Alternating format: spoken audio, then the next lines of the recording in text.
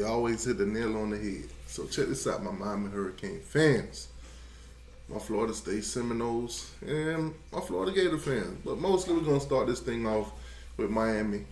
I'm going to dibble and dabble into the other two, but this is mainly about Miami.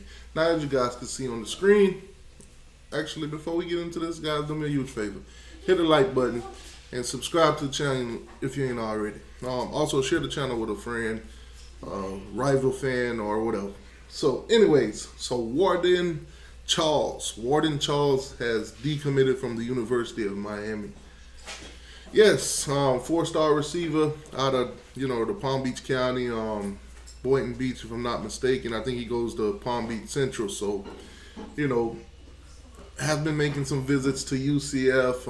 I think Arkansas is to be thrown in there, and quite a few other schools. So, nonetheless, this is something that's been in the work for a couple months now. So, no surprise to me that, he has decommitted. But, good luck to him wherever he lands. And it is what it is. Miami is going after quite a few wide receivers. So, we're just going to see how this thing turned out. But, yep, like I said, Wardell has basically decommitted from the University of Miami. I would like to thank the University of Miami for welcoming me with open arms. It's after much consideration through, thoughts and conversation with my family that I've made the decision to decommit and now reopen my, recruitment to all schools. So, good luck to him wherever he land. Now, let's switch off. Let's jump into a little bit of drama.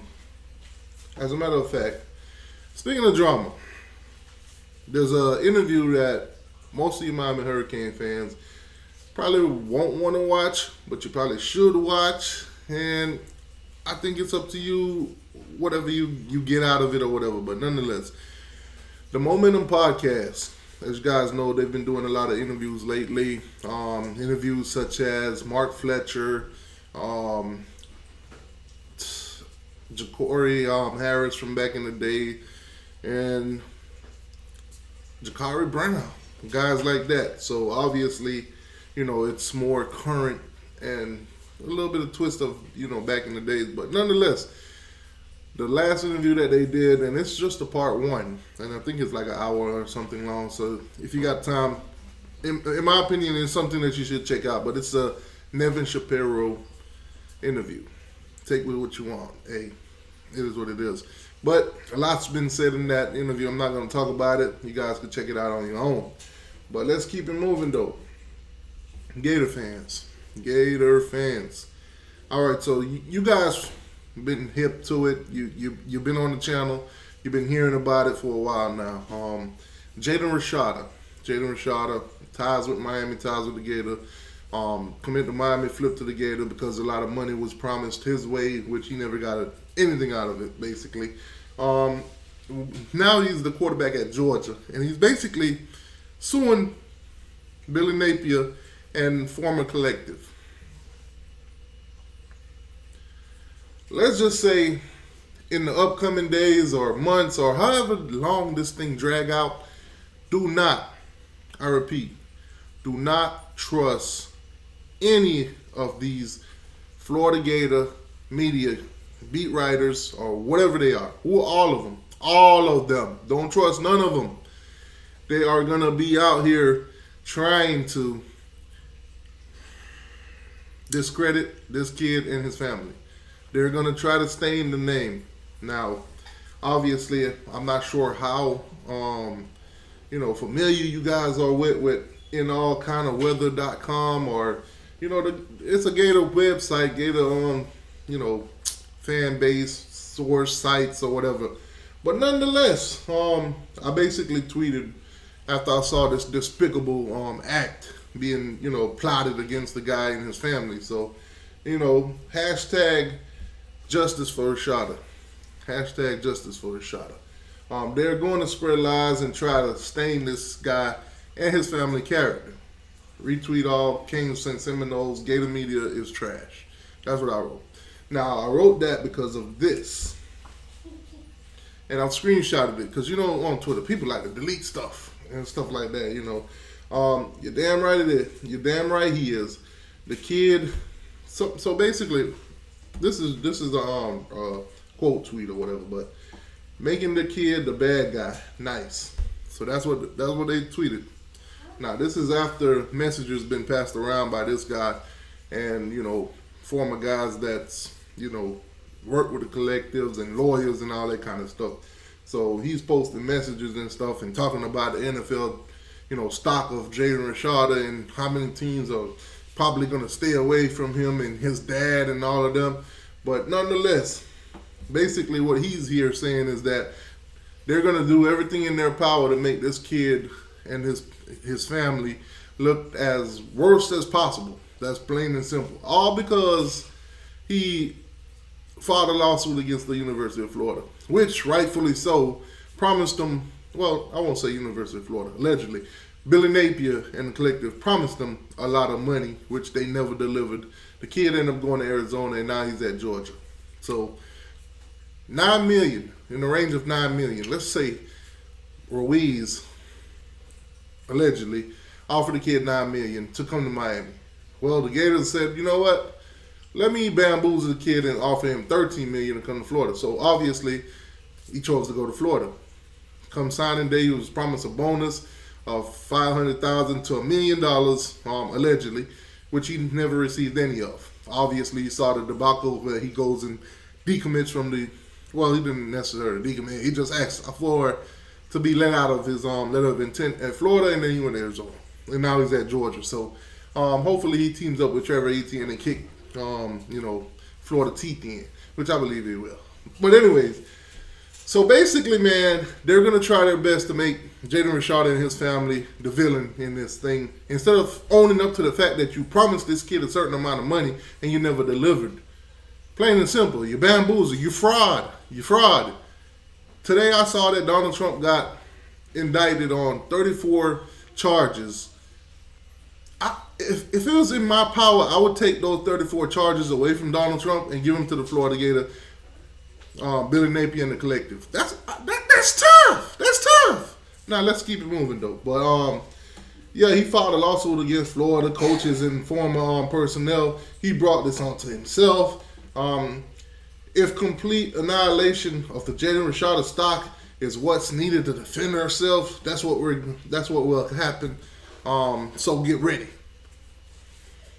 How about you just pay the kid what you owed him? How about you pay him what you promised him? How about you keep your promises next time? Despicable, awful, disgrace. Oh my God. Let's keep it moving though. Recruits, any recruits out there, if you're listening, man, don't waste your time going to Florida if they promise you any kind of NIL. A promise is not a promise at Florida. Yep, Sean Paul said it. But the promises I come forward to a fool, so cool. All right, don't take no promises. Don't take no promises from Florida. I'm telling you, they scam likely. No, scam definitely. Let's keep it moving. So I see the ACC put out a little bit of schedule, previews and stuff like that, and some definites. So obviously, TV, games being played, what channel, what time. That's what we're looking at. So obviously over here we talk about the big three: Miami, Florida, and Florida State. But the ACC has already put out for the first 3 weeks the games that are being played, what channel they're being played on, and what time they're played on. So we're not gonna go dive through all of them. Obviously on here you can see some games that's gonna be ACC versus SEC kind of games. So we can run through those. And then we'll talk about the times between Miami, Florida State. That's it. So let's get to it. So obviously Boston College take on Missouri. That's an SEC game. Cal coming into the ACC for the first time. They'll take on Auburn. ACC versus SEC. So we can kind of make some comparisons like we did last year. The ACC won. But Clemson, first game of the year. Georgia. They playing Georgia. Nothing for Duke. Obviously, Florida State takes on Florida at the end of the year, so you know what that is. Keeping it moving. This obviously, guys, this is just the first 3 weeks. So obviously, on the back end, some of these schools might play like Clemson played Georgia. They're also going to play South Carolina at the end. So, they'll take on 2 SEC schools this year. But let's keep it going. So, you got Georgia Tech, nothing there. You got Louisville, nothing there. Miami obviously takes on the Gators the first game of the season.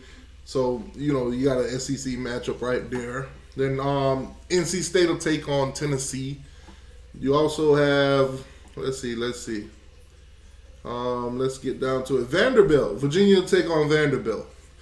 Virginia Tech will take on Vanderbilt. And then you'll have Wake Forest. They'll take on Ole Miss. So there's a few ACC versus SEC in the first 3 weeks. Now, let's focus on some time. So let's go to Florida State. Obviously, week 0, they'll play Georgia Tech in Ireland, overseas or whatever. So that game is at noon on ESPN. That's week 0. Now let's get into week 1. You got Florida State versus Boston College. That game is at 7:30 on ESPN. So that's a primetime game on ESPN. So Florida State will play that game on ESPN. And then week 2, they're on a bye week or whatever. So, and then the week after, they'll take on Mike Norvell's Old School in Memphis, where they'll play at noon. Now, let's jump on down to Miami. Miami versus the Florida Gators. That game will be on ABC at 3:30. The week after, Miami will play FAMU at Hard Rock. That game will be on the ACC Network, ESPN Plus /ESPN Plus. That game is at 6 o'clock. So the week after, week 3, Miami will play Ball State at Hard Rock. That'll be at 3:30, and that game will be on the ACC Network. So basically, those are some of the times that's already been posted for the Miami Hurricanes and Florida State Seminole. Now, obviously, more has been, put out there. So we're gonna dig into some of the schedules.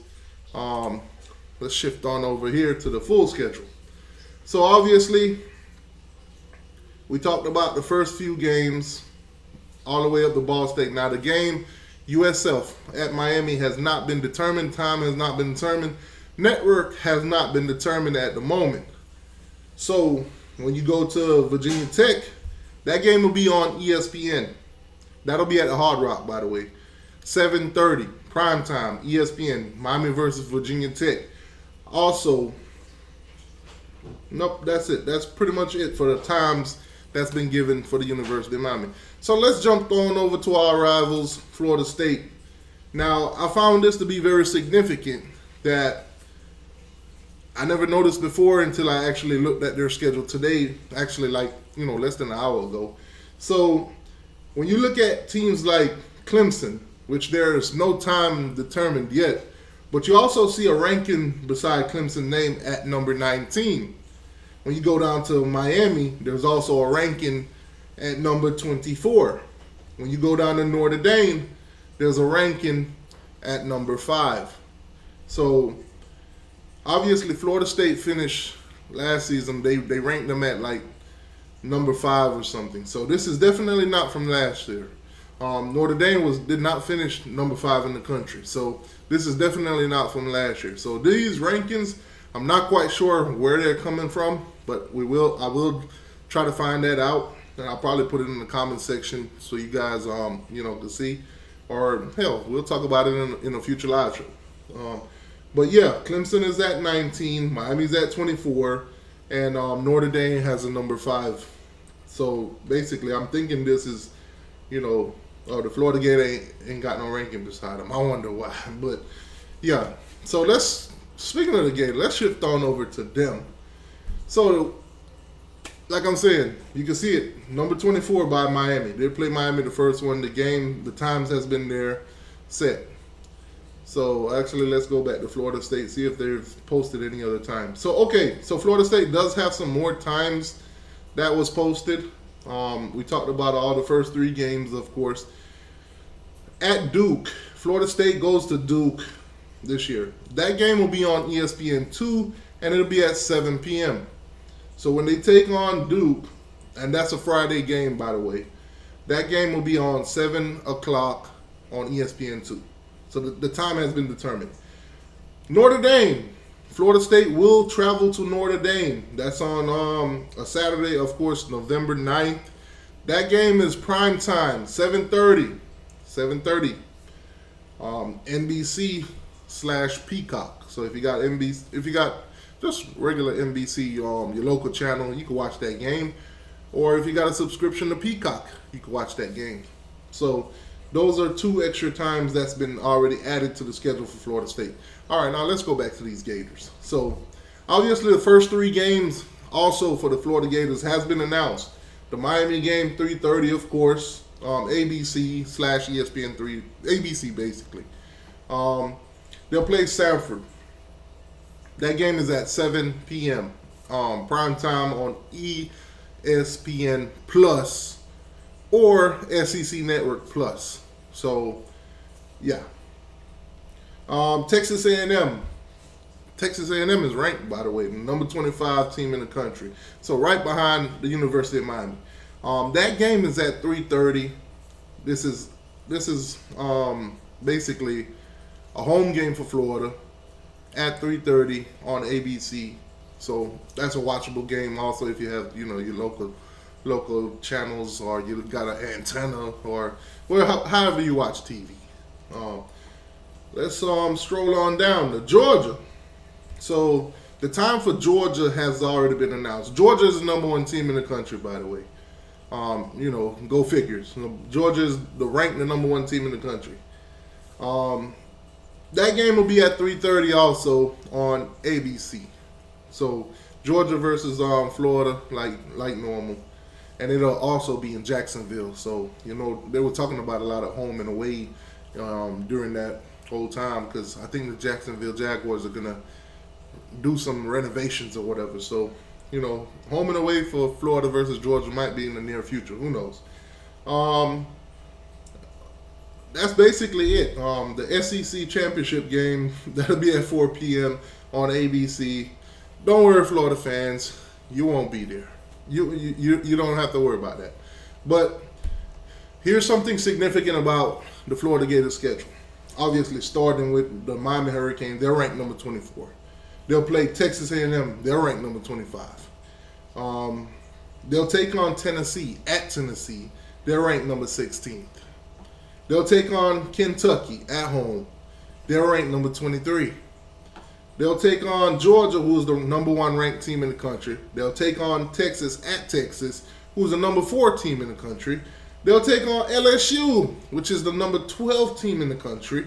They'll take on Ole Miss, which is the number 6 team in the country. And Florida State, the number 15 team in the country. So obviously you can see why this Florida Gators schedule is considered the number 1 toughest schedule in the country.